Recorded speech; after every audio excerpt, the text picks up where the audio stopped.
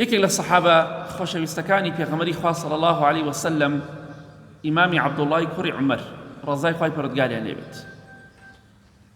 ڕۆژێک لەگەڵ چەند موسڵمانێکدا بە ڕێگایەکدا دەڕۆن شوانێکیان تووشە بێت شوانێک ئیمامی عەبدوڵڵای کوڕی عومەر ڕەزای خوای لێ بێ دەیەوێت شوانەکە تاقی کاتەوە بزانە ئەم شوانە چەندێ لە خوا ئەترسێ حتا لە ڕیوایەتە هاتۆ کە شوانەکە بە ڕۆژوو بووە بەڵام کاتێک کە تۆ بە ڕۆژوو دەبی خۆت لە گوناه و تاوان بپارێزە ئیمامی عەبدوڵڵای کوڕی عومەر ڕەزای خوا لێ بێ وەکو تاقیکردنەوەیەک فەرمووی ئەی فڵان کەس ئەی شوانەکە ئاژەڵێکت پێیە لەم ئاژەڵانە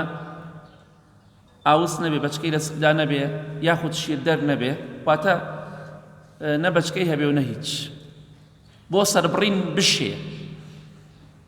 ئەوش فەرمووی شوانەکەش فەرمووی ئاخر خاوەنەکەی لیرە نییە من ناتوانم حەیوان بدەم بە ئێوە سەری بڕن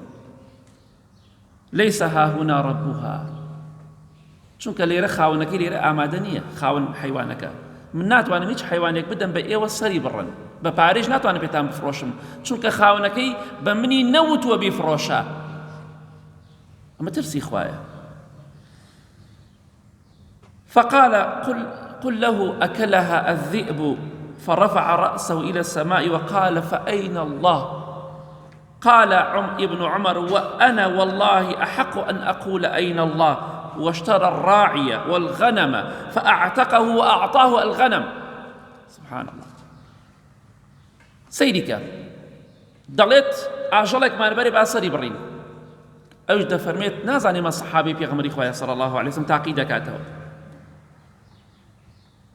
ئەوش فەرمووی خاوەنی ئاژەڵەکە لێرە نییە هەتا من بتوانم تەسەڕوفاتی پێ بکەم ئەوش فەرمووی پێی بڵێ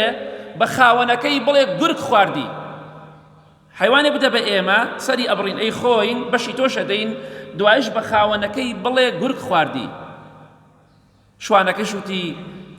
ئاوا سەری بەرز کردەوە بۆ ئاسمان و فەرمووی ئەی خوای پەروەردگار لەکوێیە